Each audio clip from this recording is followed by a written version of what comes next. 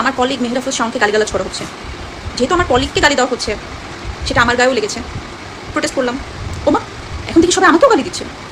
সবাই না, যে ফালতু কিছু আছে না, যেগুলোর নাম রাখছে জোলাই যোদ্ধা, নিজেরাই নিজেদের নাম রাখছে জোলাই যোদ্ধা, এরা।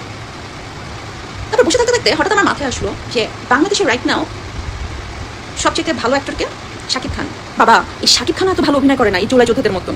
তারা অভিনয় করে আপনাদের বিশ্বাস নিয়ে, ইমোশন নিয়ে যেভাবে ছলনা করেছে, আপনাদেরকে ঠকিয়েছে, আপনাদের স্কুল পড়ুয়া বাচ্চাদেরকে নিয়ে রাস্তায় মিছিল করেছে, মিছিল করতে যে নিজেরাই ওদেরকে মেরে নাম দিয়েছে ছাত্রলীগ মেরেছে, আওয়ামী লীগ মেরেছে, শেখ হাসিনা মেরেছে। শোনেন, শেখ হাসিনা এই সমস্ত সন্ত্রাসীদেরকে মাটির নিচে চাপা দিয়ে রেখেছিল, তার ভয়ে কেউ মাথা চাড়া দিতে পারে নাই। এখন শেখ হাসিনা নাই, এখন সবাই মাথা চাড়া দিয়ে উঠেছে। এই জন্যই আপনাদের মেয়েরা রেপ হচ্ছে, খুন হচ্ছে, আপনার ছেলেরা রাস্তায় বের হলে হাইজ্যাক হচ্ছে, চিন্তাই হচ্ছে, আপনার বাসায় স্বর্ণগহনা রেখে আপনারা ঘুমাতে পারছেন না, মা বোন বাসায় থাকতে পারছে না।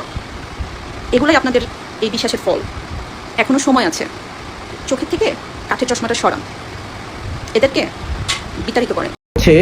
যারা গোপালগঞ্জে গিয়ে মুজিববাদ আর মুর্দাবাদ বলে ওইখানে মিছিল দিয়েছিল, তাহলে একইভাবে কিন্তু আসলে তারাও গ্রেপ্তার হয়, যেটা আমি মনে করি।